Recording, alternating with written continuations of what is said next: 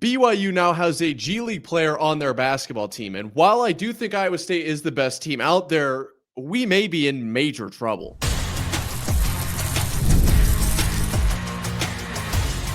You are Locked On Cyclones, your daily podcast on the Iowa State Cyclones, part of the Locked On Podcast Network, your team every day. Good morning and welcome into Locked On Cyclones, part of the Locked On Podcast Network, your team every day. Now the #1 sports podcast network. I'm your host, Nick Marovitz. Thank you for making this your first watch or listen of the day. I appreciate it more than you know. Be sure to hit subscribe down below so we can prove that it is, in fact, a Cyclone state. Today, we are talking about the big news that is Abdullah Ahmed to BYU and what that means for Iowa State and really college basketball as a whole. What should Iowa State do? What could this mean down the road? We'll break that down first. Then second segment, we're going to break down Tamin Lipsey. Had a phenomenal game against Mississippi State. Is that necessary for Iowa State moving forward? Then finally, we are going to pivot back into football because both are kind of going at the same time right now. Iowa State 6-4 right now. Could they go into the bowl game 6-6 and be okay? Or do they need to go into the bowl game 8-4 for a successful season? We'll break that down to end today's show. I can't wait to get that far. But first, we do have to talk about this pressing matter that is G League center Abdullah Ahmed committing to BYU.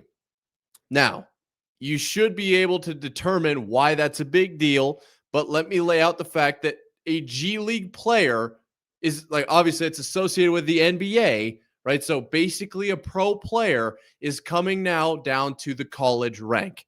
And I'm going to lay out how this is possible. I'm going to lay out a few other, kind of preliminary facts that we have to get out of the way, and then we'll get into kind of my analysis here. It is worth noting he is not the only G League player. He's not even the first, actually. London Johnson is another name committed to Louisville. So I kind of let that one be. Wasn't really sure what was going to happen. But now that Abdullah Ahmed is coming into the Big 12, I want to talk about it. So the 22-year-old has been cleared to play by the NCAA.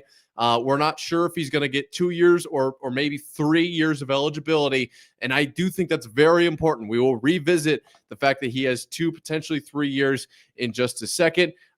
I will say really quickly, he won't be playing this season. He will play next year at the soonest. He'll enroll, I think sometime in December is when they have him. And then he'll basically starting as a BYU student early, but next season will be the earliest we could see him. He's 6'10". He's from Egypt originally. He played the last 2 seasons with Westchester Knicks, all right, the G League affiliate of the New York Knicks.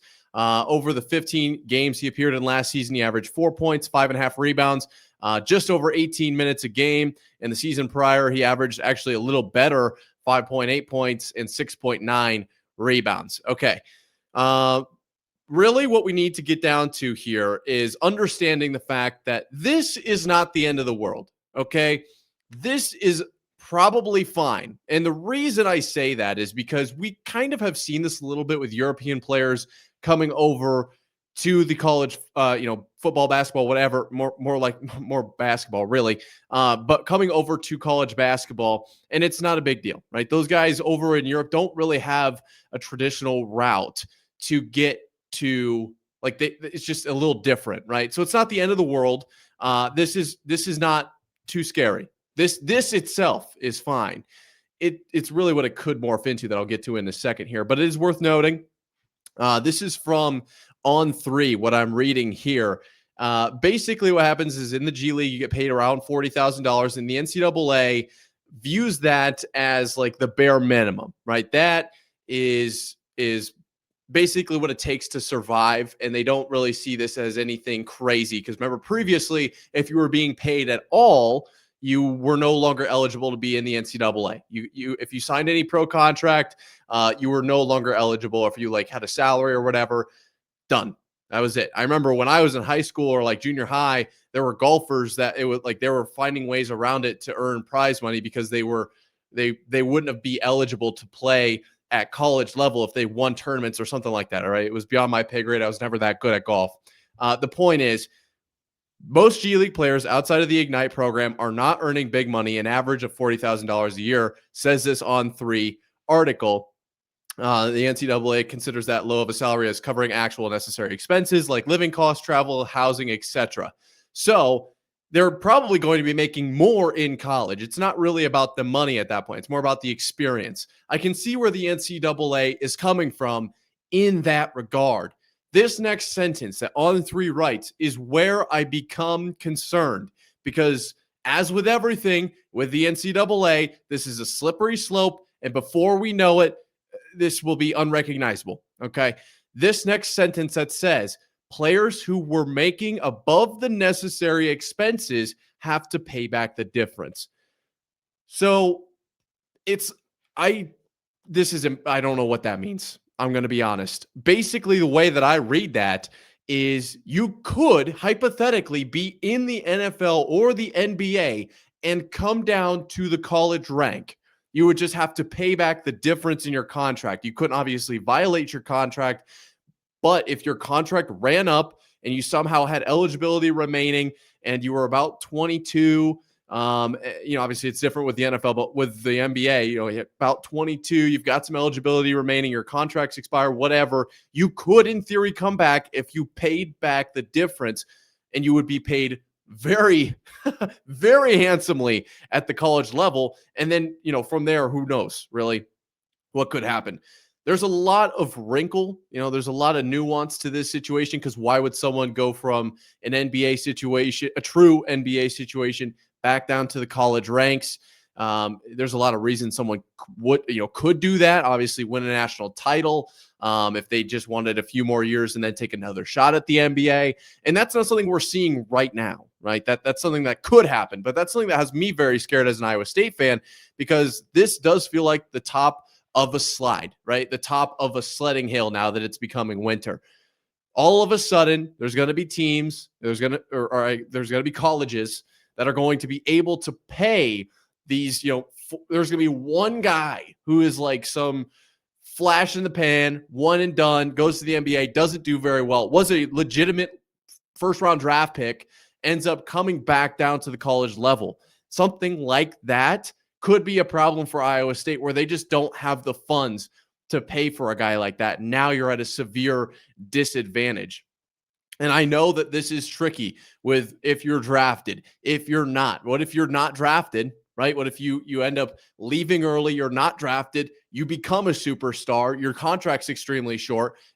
They're possible. Like, I don't think the NCAA is like really, they don't really care here, because they just don't want to be taken to court, I think is what it really comes down to. And this could prove to be troublesome for a team like Iowa State. Now, am I saying this is ever going to happen? I'm not saying that, but I am also, in the same sentence, it's worth noting, I never thought G League players would be coming down to college level. So I am not really, my mind immediately went to 100, right? Is it possible that an NFL or an NBA player would be able to come back down to college? And outside of, maybe the draft situation, if they have eligibility remaining and they, as the On3 article says here, if they pay back the difference, I don't see any reason why they wouldn't be able to. That is what is, I almost said petrifying, and that would maybe be a bit of an exaggeration, but not by much. That would be scary for Iowa State. I don't think they could hang in a world like that. If you're bringing back basically LeBron. Now, of course, it's probably not going to be LeBron. The NCAA is going to argue you got to be so many years within your 5-year window, whatever. It would be a very tricky situation, but Iowa State would certainly be at a disadvantage if that situation were to occur. I think we can all agree on that. Let's go ahead and maybe think in a more positive light and transition to Tamin Lipsey. Potentially, could he carry Iowa State to a national title this year? I wouldn't. I'm not saying no. We're talking about that coming up right here after this. Today's episode is brought to you by Supply House. When the opening whistle blows on a new repair, get your crew moving forward with Supply House. Order today and see parts on your doorstep tomorrow. Over 280,000 plumbing, HVAC, and electrical items from the most trusted brands in the business. Their real-time inventory and honest lead times keep you from punting projects, while their industry-leading customer service always has your blind side covered. Need parts fast for a project? Supply House has next-day delivery. Talk about a game changer. And their Trademaster perks, like priority free shipping and dedicated support make the whole process smoother. Join the free Trade Master program today and score serious perks like priority shipping, lower prices, and a dedicated support line. Visit supplyhouse.com to sign up for free and use promo code SHCollege5 for 5% off your first order. That's supplyhouse.com. Real people, real service. Staying in the basketball world here, Tamin Lipsey had a phenomenal game against Mississippi State. And I made the argument yesterday that this could be the year that Tamin Lipsey really kind of blooms into this wonderful scorer for Iowa State, not just a guy who's showing up in more ways than the box score, but is actually doing those things and is on the box score. So that got me to thinking, would Iowa State be okay if Tamin Lipsey didn't score those 25 points?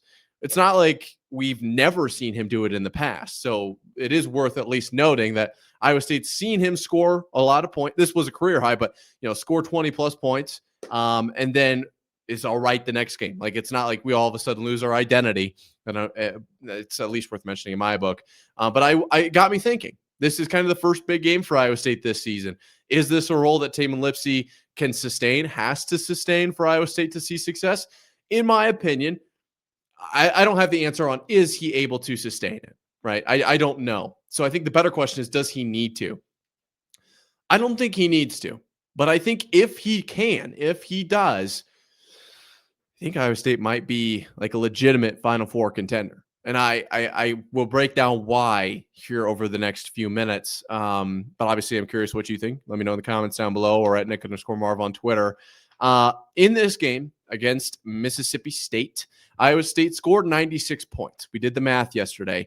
29 came from the bench. That means the rest of those 29, which would be, I should have done this math earlier, 87, and then 67. So those 67 points came from the starting five, and 25 of those came from Tamin Lipsey. If my quick math is wrong, I didn't get a degree in math. All right, I apologize. But that's a pretty large portion from the starting lineup, honestly, from anybody. 25 points, of those 96 in this game. I think that Iowa State obviously catered to that a little bit, and you're going to see that across the season, right? There's going to be games where Milan's going to have 20 plus, or Blake Buchanan might pop off for 27, or like we saw last season, Joshua Jefferson over 30, right? I think it was like 34 against UCF or something along those lines. That's going to happen, and that's going to influence the way that particular game is played. I understand that, right? There's going to be games where if Tamin Lipsey's just got the hot hand, they're going to cater to him a little bit more, and you're going to see guys take a step back. But the reason I bring up the distribution of points here is to support my first point that if Iowa State will be okay if Tamin Lipsey does not take on this role, because Milan only had 5 points. Killian Torrey only had 6 points. Off the bench, Dominic Nelson had 11, but I think Nate Heisey could probably go for a few more than 8. I honestly, Plata was unbelievable. I don't know what that kid's ceiling is. But Mulder, really quick in and out. Didn't really see much from him. So those points can come from elsewhere. And that's even just the guys who didn't score a whole lot. You could see Jefferson pick up another 6 points. You could see maybe if you grabbed I said Milan already. Blake Buchanan, maybe he goes from 13 to 17, grabbed an extra 2 buckets or so. Really, and then I'm not saying Lipsey's going to have 0, right? So Lipsey's probably going to have somewhere in the neighborhood of like 8 to 15 or 13 or so. And that's about 10 points that needs to be made up. So you can definitely reposition those points across the rest of Iowa State's roster, and Iowa State will be just fine. That's my first point. Iowa State does not need Tamin Lipsey to score 25 points tonight to be, a Big 12 contender this season. But I think they are a lot better when he does score 25 points. Now, here's the tricky part. We can't, in my opinion, from what I've seen, this is very early on in the season, we can't go into these games expecting Tamin Lipsey to score 25 points. Now, if he does, that's awesome. But my argument is that it's his demeanor when he scores these 25 points that really sets Iowa State over the edge. If you send Tamin Lipsey out there and he shoots 35 times to get to those 25 points, he's just not efficient enough. It's a problem. But he shot 9 of 17, 52% from the floor to get those 25 points. 2 of 5 from beyond the arc, right? One of only 3 people to hit a 3, or one of 3 guys, to hit a 3 in this game, right? Jamarian Bateman went 2 of 4, Milan went 1 of 5, and Lipsy went 2 of 5, right? So he was relatively efficient, I would say. Also, obviously, 5 of 6 from the free throw line. I don't think Iowa State needs Tamin Lipsy to score 25 points a game at all costs.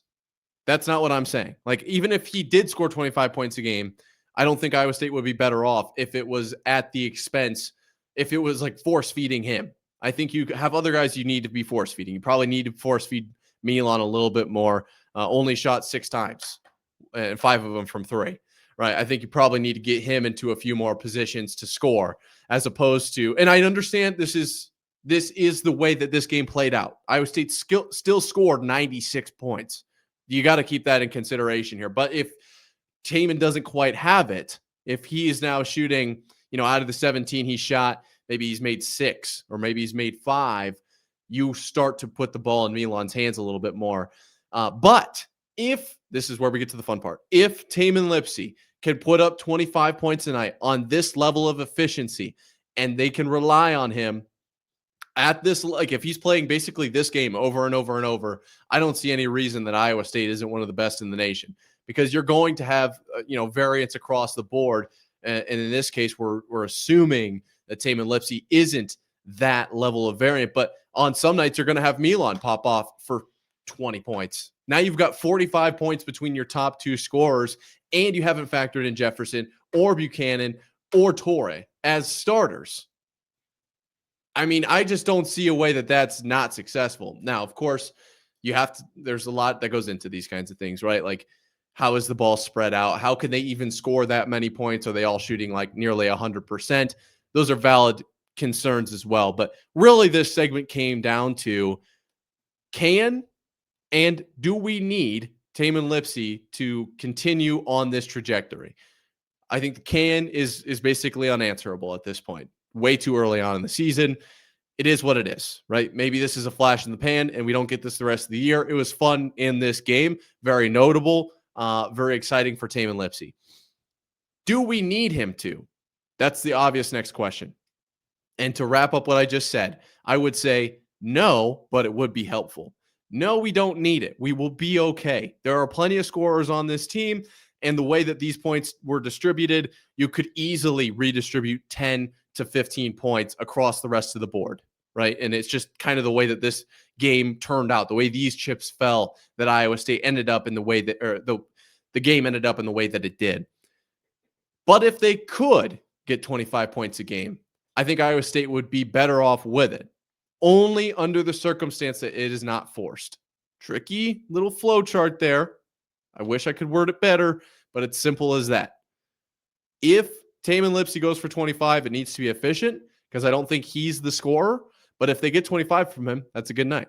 That's a good night. If they don't get it from him, they will be just fine. This is a good basketball team. Speaking of good teams, football, also a good team. Bowl eligible. Let's talk about 6-6, maybe in their future. What about 8-4? What do those mean for Iowa State? We'll talk about it coming up right here after this. Today's episode is brought to you by FanDuel. The NBA is back, and there's no better place to get in on the action than with FanDuel, the official sports betting partner of the NBA. Even when you miss the start of a game, if you miss the start of a game, if you're more like me, or if you just want to ride the hot hand, FanDuel has live bets on everything from who will score next to fourth quarter comebacks. Plus, you can even combine your live bets into a same-game parlay for a shot at a bigger payout. It keeps every game exciting, especially when your team's making that late push. Right now, FanDuel is giving new customers $300 in bonus bets when your first $5 bet wins. So head to FanDuel.com to sign up and play your game with FanDuel, the official sports betting partner of the NBA.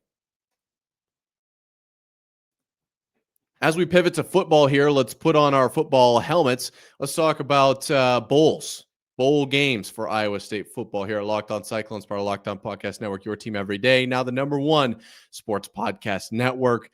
We talked about how grateful we should be that Iowa State is, in fact, a bowl team yesterday. And I stand by that statement. Absolutely. 100%. We talked about the history of Iowa State. I think it was, the numbers were like 12 bowl games prior to Matt Campbell, and he's already, including this one, been in 8. Well, I guess He's been in 7, will be 8, I think is the best way to phrase it. Anyways, that's something we should all be very grateful for. We should be very appreciative of. But this season isn't over, right? Let's talk about how could Iowa State be perceived and what could the future look like if Iowa State goes into their bowl game on 2 straight losses at 6-6 or on 2 straight wins at 8-4. Or who knows, maybe we even get a little bit crazy and talk about 7-5. The biggest thing here isn't necessarily the perception, okay? Because that was the first thing that comes to mind, in my opinion. And I don't think that matters anymore. With bowl games, some are going to feel another way. They're going to say I'm wrong on this. I'm okay with that. I just don't think bowl games have the same power or kind of lust that they used to be honest. There's a lot of, they kind of turn into exhibition games. How much, it really depends on the team, what the coaching staff instills in that team and the history of that team and how many of those guys are going NFL and yada, yada, yada. How many are going transfer portal, all that kind of stuff plays into the bowl season now. And so I don't think it's nearly as important from the eye of recruits. It probably does play a role. I think Iowa State just making a bowl game at this point, though, is like 85% of it. I think it in some way has a diminishing return. I would imagine, I'm not obviously a high school athlete, but I am not under the impression that if Iowa State wins or loses bowl games is going to sway athletes. I think that they can pretty easily get past the fact that Iowa State loses in a bowl game when you look at how many guys already are injured on defense. And then if there were guys that would sit out or whatever the case might be, I think it'd be pretty easy to justify a loss in a bowl game. However, that's just for the recruits, right? At 8-4, going into this bowl game, right? Going into the bowl game in this small portion of the show is really referred to as the end of the season, okay? Because obviously the bowl game matters, and we'll talk about that in a second. But I'm really more talking about these last 2 games. How does Iowa State go through these last 2 games? If Iowa State drops these last 2 games, the win over TCU was a flash in the pan, all right? It was just got lucky. You played a really good defense. Josh Hoover and TCU weren't ready for it. We had a punt return touchdown. All of these things added up, and we got a win. But we didn't quite continue that momentum, and we fell short the last 2 weeks. And one of those games was against Oklahoma State. That's not a good look. It's not a very good look. And my main concern there is with guys who are on the fence of the transfer portal, right? Or I'm not. It's just the transfer portal is a very tricky situation for Iowa State. Okay. And so 2 straight losses to end the season, not a good look. Doesn't mean they're going to transfer, just not a good look. If Iowa State wins those 2 games, then it becomes, look at all of this that we overcame. Our defense was so beat up. We were able to make the adjustment. It took a few weeks, but that's because we were just continuously losing guys, and it was this constant battle. And everyone in the locker room knows that. Everyone knows that. So they're constantly making these adjustments, and we were able to right the ship.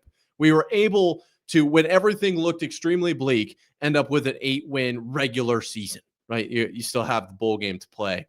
That I think is a lot better, final taste in the mouth, the aftertaste, if you will, final thought on the season. Like that is going to help Iowa State in the transfer portal retaining guys that they want to retain, I think, significantly more. Now, going into the bowl game, obviously 2 straight wins, you're going to have a lot more momentum than 2 straight losses. And winning the bowl game, I do think helps for one in the transfer portal conversation, right? I think that's totally valid. I think it affects the transfer portal significantly more than it affects recruits. That is my opinion. However, the other point that we have to make is momentum, right? How much momentum does it carry into next season? And it matters which positions have returners, which position relationships have returners, all of that type of, those types of things. And for Iowa State last season with Rocco Becht getting the win over Miami, and obviously we did not quite have our 2 top receivers return. There were still receivers that came back, right? And I think that there is some value in this unit, this relationship, seeing success to end the season. We overcame a lot. We ended the season on a good note. Let's keep it moving into next season. And I would stand by that argument that I made last season with the win over Miami and use my supporting evidence, Iowa State started 5-0, right? Like that is, in my opinion, like, I'm not saying it's a end all be all and it's causal. It could be just correlational, but it is like something. There is something there. We should at least converse about that. Now, Iowa State, 6-6 versus 8-4 Matt Campbell. That's a whole different conversation. And I honestly don't even think it's worth really getting into.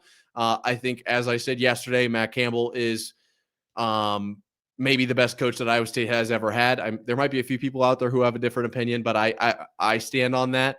And I don't think that this is like, if he finishes the season 6-6, we're going to call for his job. This is Iowa State. This is not some SEC school or Big Ten school or whatever. We obviously just signed the extension last season. So for Iowa State to be the ones that would, 6-6, not a great season, right? Not a head turner, not some crazy, come from behind, like whatever, right? You just ended up with 6 wins, crazy hot start. The wheels fell off. There's a lot of reasons why Iowa State would, in that situation, end up 6-6. A lot of injuries. I don't think anybody's calling for Matt Campbell's job. But in the realm of, I think the most important thing is the transfer portal at this point. It's very important that Iowa State wins these last 2 games. Not as important that they win the bowl game, as I said. Kind of depends on the health of a lot of the players. Are they going to choose to sit out to avoid major injury? Are they going to choose to sit out to explore different options, whatever they might be? All of that's going to play a role into how even the guys that are on the edge of the transfer portal perceive moving forward. I would say right now that Iowa State's coaching is generally of that, we are going to play the bowl game. That's what we talked about last season. Remember when Iowa State won the bowl game, it was the Campbell quote was basically, and I am paraphrasing here because I don't have it written down in front of me, there's not a whole lot of college teams left, or not a whole lot of teams left in college ball, but we got one up here in Ames. That idea, that mindset, I would say a majority of the players would play in an Iowa State bowl game, and therefore there is some value in that win. If you end the season on 3 straight losses, effectively going 6-7, that's not a great feeling for those guys who are like, well, Iowa State is great and I do love this, but like, this is really what we saw. And I've only got, this many years of eligibility and yada, yada, yada. There's going to be all these reasons and they're totally justified. Everyone's got their own story. But the argument, the question is 6-6 versus 8-4. Obviously, you'd rather be 8-4. Obviously, you'd rather be 9-4, right? Weird 4-game stint there. Weird that we lost 4 in a row, but went 5-0 to start the season. And what would that be? 4? Yeah, 4-0 to end the season. Like just lost 4 in the middle. Not a big deal. It's like an ice cream sandwich. Everyone loves an ice cream sandwich. Personally, at least I do. I love the little brown cake. Is it cookie or whatever that gets stuck on your fingers? It's the best. There's nothing wrong with that. Now, if you go 5-0, then you drop 4 in a row, you get a win, and then you drop 3 in a row, not a great look. Not a great look. That being said, that's going to do it for today. Thank you guys so much for listening till this point in the episode. You are the best. Be sure to review, hit subscribe, yada, yada, yada. I appreciate it more than you know. Until next time, Cyclone fans, sayonara.